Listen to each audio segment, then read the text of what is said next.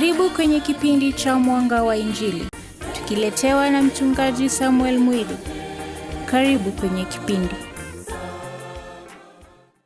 Watazamaji wapendwa, na wasalimu katika jina la Yesu Kristo. Naamini ya kwamba mmekuwa na siku iliyokuwa njema ama siku njema. Bwana aweze kuwabariki, na nawakaribisha katika kipindi hiki cha Mwanga wa Injili ili tukaweze kuangalia neno la Mungu kwa pamoja na tukaweze kubarikiwa pamoja katika jina la Yesu Kristo. Na kabla hatujasema mengi, wacha tuweze kuomba. Mungu wetu na Baba wetu, kwa jina la mwanao Yesu Kristo, umetupa siku nyingine tena hata ya kuja kusikia neno lako. Naomba kwamba hata msikizaji na mtazamaji wangu utaenda kumbariki, na siku ya leo pia itakuwa siku ya baraka. Unitumie kama chombo, kanitakase na kumtakasa mtazamaji wangu, na wacha baraka zako zikatufikie jioni ya leo. Katika jina la Yesu Kristo tumeomba tukiamini. Amen. Leo mtazamaji, ningependa tukaweze kujibu swali moja ambalo wengi wamekuwa wakijiuliza, na hata nami wakati mwingine huwa najiuliza. Kuna neno linaloitwa muujiza ama miujiza ama kwa lugha nyingine miracle katika maisha yetu. Katika jamii tunazoishi, makanisa tunayoshuhudia, tunaona makanisa yamejaa, mengine hayajai sana. Lakini tukiangalia upande mwingine, tunaona makanisa tofauti sana. Makanisa ambayo yanatangaza miujiza. Kuja ukutane na muujiza wako. Kuja upone. Kuja ufanyiwe hiki. Swali ambalo najiuliza, ni nini ama ni muujiza gani ulio mkubwa katika maisha? Hilo ni swali ambalo ningependa tukaweze kujibu leo. Na leo nataka kusema juu ya muujiza ulio mkuu. Nataka kusema kwamba wokovu ndio muujiza mkubwa ambao utawahi kukutana nao. Salvation is the greatest miracle. Salvation is the greatest miracle. Na ili kuweza kuangalia hili, tutayafuata maneno ya Bwana wetu Yesu Kristo aliyofundisha wale waliokuwa wanamsikiza, ambao tuwaweza kujipatia mafundisho ya kipekee mahala pale. Na hivi nitasoma kitabu cha Yohana, Injili ya Yohana mlango wa 6.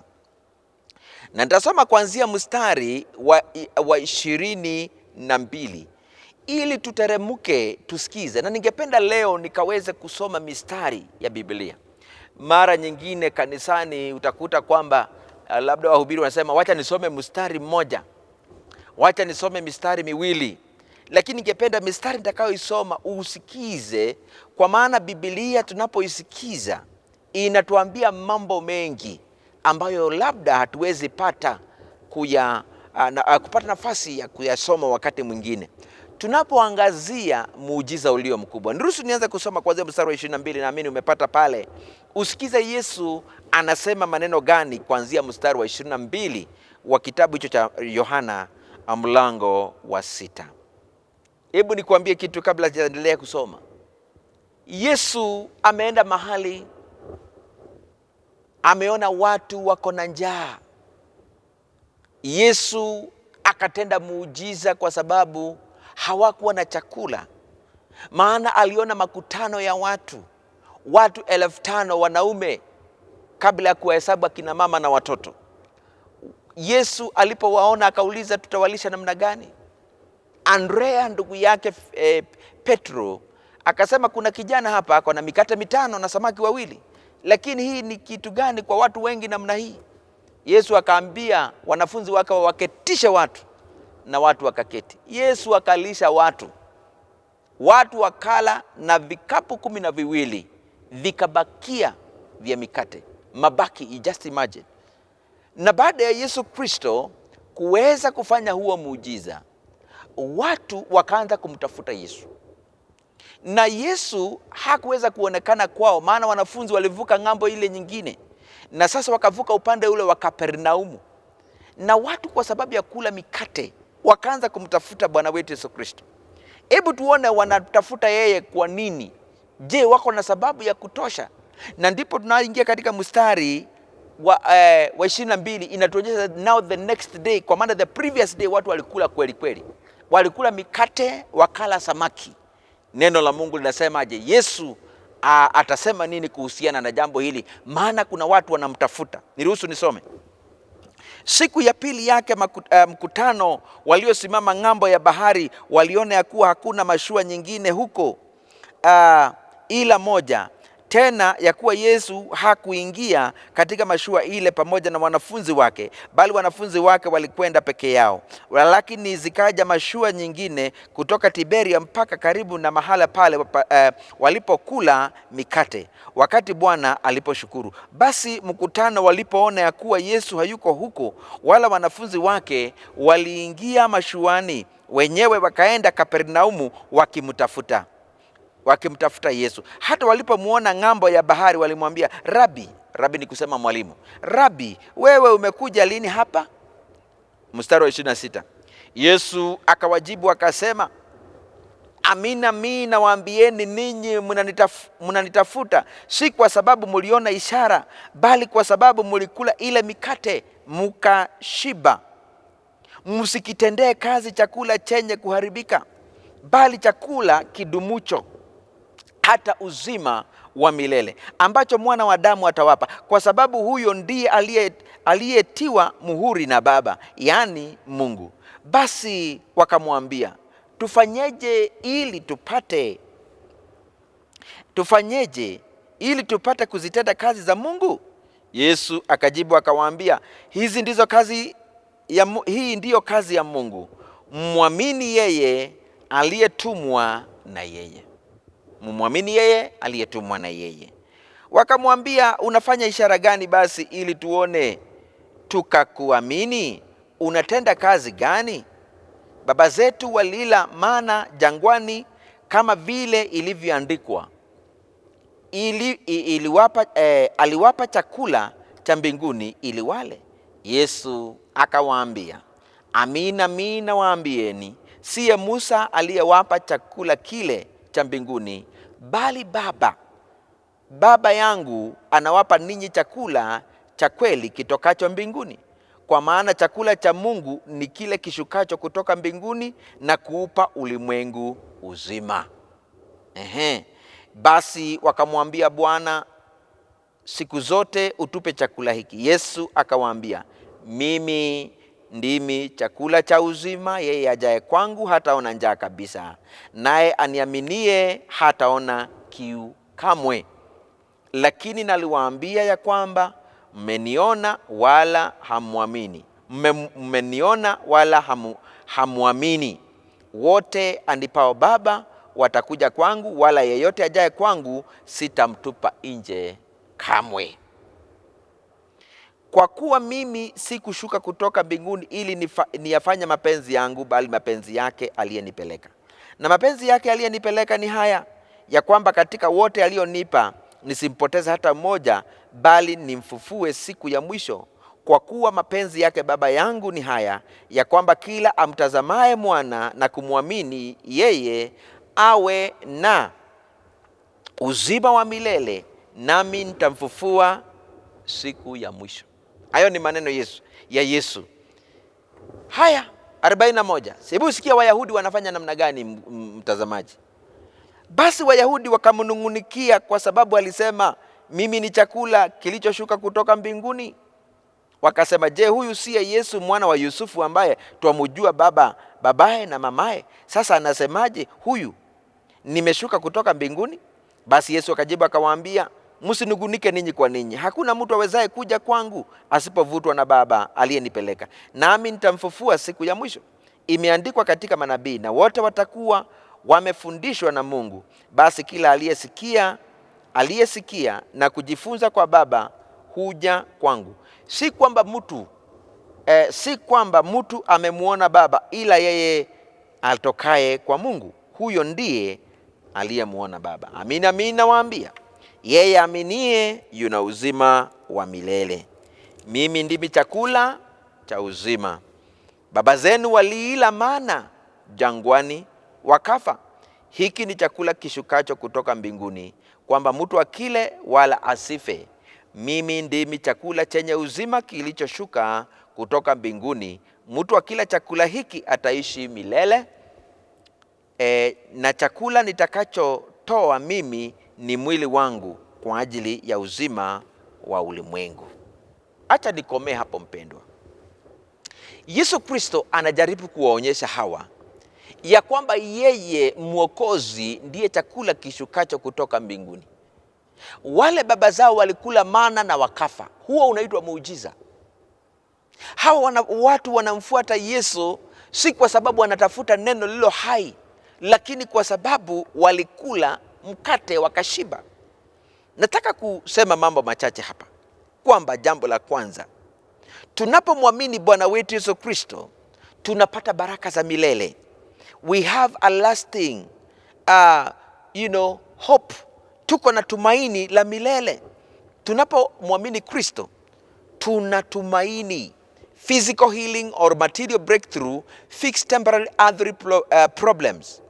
The miracle alter physical circumstances, but the people who experience such still age and sometimes pass away.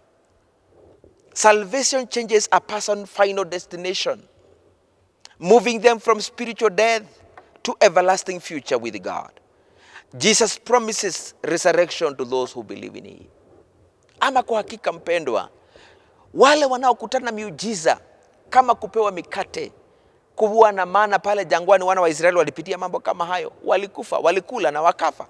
Lakini sisi tunapomwamini Kristo tunakuwa na uzima wa milele. Tunaondolewa katika hali ya mauti na kuwa na uzima wa milele. Kuna watu wengi walioponywa magonjwa yao, hata wengi wakafufuliwa, lakini walikufa. Lakini sisi tukiwa na Yesu Kristo kuna umilele unaoingia ndani yetu. Hivi ni kusema kwamba tunaweza kuwa na umilele ambao hauwezi kuondolewa. Kwa hivyo wokovu unadumu nasi milele. Jambo la pili, there is deep inner transformation. Tunabadilishwa kwa ndani na neno la Mungu. Ule undani wetu ambao ni mdhaifu tunafanywa kuwa wapya. We become new creation. It changes a person from the inside out, moving them from spiritual death to spiritual life. It changes status. A person goes from being far from God to becoming a beloved child of God. Tunabadilishwa. Na ndipo Wakorintho wa pili 5 mstari wa 17 unasema kwamba hata imekuwa mtu akiwa ndani ya Kristo amekuwa kiumbe kipya, ya kale yamepita, tazama yamekuwa mapya.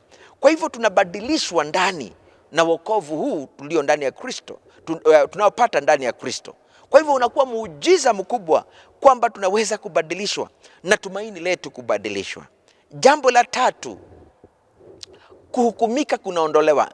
The removal of guilt in our lives. It washes away deep shame, clears person's record of wrongdoings. It breaks the power of bad habit in our lives. It replaces inner emptiness with lasting peace. It brings true peace that money cannot buy. Tunapomwamini Kristo, kuhukumika ama guilt inaondoka katika maisha yetu. Tunaoshwa, tunasafiwa. Yale mambo tuliokuwa tukiaibikia katika maisha yetu, Bwana wetu Yesu Kristo anatuondolea mizigo hiyo yote. Anatuondolea mambo magumu katika maisha yetu na kuweka amani ambayo dunia haiwezi kutupa. Hilo ni jambo la tatu, kuondolewa hukumu, jambo linalotuhukumu ama jambo lile linatudai katika mioyo yetu. Bwana wetu Yesu Kristo anapata kuliondoa. Jambo lingine, tunapata neema ya bure ambao ni ya bure. Wokovu ambao ni bure. It is a free gift, of grace that we receive from him. Not earned, unlike human achievement or good deed that try to reach, that we try to do so that we can get to heaven. Tunaweza kupata msamaha wa bure. Sio ule tumefanyia kazi, lakini Kristo ambaye ametukomboa. Yesu ambaye ametukomboa anaanzisha kazi njema katika mioyo yetu na kuikamilisha kupitia Kristo Yesu na kupitia huruma zake. Jambo jingine katika hali hiyo, neema hiyo ya bure inawafikia watu wote. Watu wote duniani wanapata neema ya Yesu Kristo na kuweza kukombolewa. Na hivyo basi ule muujiza unahitaji leo, wa kwanza ni wokovu ambao hauwezi kuondolewa. Kuna watu wanagonjeka, wanaombewa, lakini bado baadaye wanaondoka dunia hii. Hiyo haifanyi jambo hilo kuwa muujiza mkubwa. Kwa hivyo muujiza mkubwa ni huu, kumwamini Yesu Kristo, jina lako kuandikwa katika kitabu cha uzima, jina lako kujulikana mbinguni. Hiyo ndio, ama huo ndio muujiza. Hata wakati wa wanafunzi walipoenda na kufanya miujiza, Yesu akawaambia, msiwe na furaha kwa maana mapepo, magonjwa na kila kitu inawatii, lakini furahini kwa sababu majina yenu yameandikwa mbinguni. Hata wewe ambao uko mgonjwa na kama hujaokoka, nikiulizwa muujiza unaohitaji wa kwanza ni nini? Ni wokovu. Alafu jawabu la pili, uponyaji wa mwili. Ni kwa sababu haki yako na tumaini lako halitawahi kuondolewa ukiwa ndani ya Yesu Kristo. Watu wanagonjeka, wanaombewa, wanapona, na wakati mwingine wanagonjeka tena. Lakini ukiwa na Yesu unajua kwamba kuna uzima wa milele, na hakuna kitu kinachoweza kukupa amani zaidi ya kujua kwamba kuna uzima wa milele. Nikasema kwamba wokovu, jambo la kwanza, una umilele ndani yake. It carries eternal impact and blessings. Number 2, there is a deep inner transformation. Kuna kubadilishwa. Jambo la tatu, hukumu yetu inaondolewa na dhambi zetu zinaondolewa, tunakuwa safi kabisa. Na jambo la 4 nikasema wokovu unamfikia kila mtu aliye tayari kuokolewa. Na ndipo tunasema kwamba ni vema kujulikana mbinguni. Huo ndio muujiza mkubwa ambao tunaweza kusema katika maisha yetu. Swali ni, je, unahitaji muujiza huu? Ama je, wewe unaendelea namna gani katika imani yako kwa Mkristo? Je, umerudi nyuma? Tembea na Yesu. Na kama hujaokoka, ita mchungaji akuombee, ita mtu aweze kukuombea. Na kama unataka kuokoka siku ya leo, nafasi ndio hii, nataka kukuombea. Omba maombi haya nyuma yangu, sema: Bwana Yesu, nimesikia neno lako, nimejua kwamba mimi ni mwenye dhambi na ninastahili wokovu, na siku ya leo nimekata kauli. Nisamehe dhambi zangu, dhambi za Adamu na Hawa, pamoja na dhambi zile mimi mwenyewe nimetenda. Futa jina langu katika kitabu cha mauti, andika jina langu katika kitabu cha uzima, ili siku ya mwisho majina ya waaminio yatakaposomwa, pia jina langu lipatikane katika kitabu cha uzima. Nipe nguvu za Roho Mtakatifu atakayeniongoza kuanzia leo na kuendelea. Nimeyatoa maisha yangu leo, ingia ndani ya moyo wangu na ukanitawale kuanzia dakika hii. Katika jina la Yesu Kristo ninatubu, ninaokoka na hata kuamini. Amen. Wacha tuweze kuomba. Baba, katika jina la Yesu, ninakushukuru kwa ajili ya neno lako siku ya leo. Asante kwa ajili umetukumbusha muujiza tulio nao mkubwa ni wokovu. Namwombea kila Mkristo kwamba atazidi kushikilia wokovu wake na kujua kwamba the greatest miracle katika maisha yake ni wokovu alio nao. Haya mengine Bwana utatuzidishia, utatuponya na magonjwa yetu, utatupa chakula chetu, utatupa miujiza mingine, lakini muujiza ulio mkuu ni wokovu. Bwana, naomba ukaweze kutawala katika mioyo ya watu wako. Na mpendwa huyu ambaye ametoa maisha yake kwako, naomba kwamba utamuongoza kuanzia sasa ili aishi kila siku kwa ajili ya utukufu wa jina lako. Muongoze na umwezeshe, ni kwa sababu wewe ndiwe Bwana. Anapoanza mwendo huu wa imani na baadaye kufikiria juu ya kubatizwa, ninaomba kwamba utamuongoza. Kwa jina la Yesu Kristo tumeomba na hata kuamini. Amen. Bwana akubariki kwa leo na siku zote. Na wewe ambao umeokoka, shuhudia watu wako, enda tafuta pasta, ingia kanisa la kweli lililo karibu nawe na umwambie: mchungaji, niliokoka, naomba ukaniongoze vile nafaa kufanya kuanzia sasa, ili nikaweze kuwa mtu ambaye anafaa katika maisha haya ya Ukristo, ili nikatembee na Bwana. Kufikia hapo, Bwana akubariki hadi kipindi kijacho. Neema ya Bwana wacha ikawa pamoja nawe. Amen. Asante kwa kuwa nasi. Je, kipindi hiki kinakubariki? Tungependa kusikia kutoka kwako. Ukiwa na swali, maoni au hitaji la maombi, tuma ujumbe au kupiga simu kwa nambari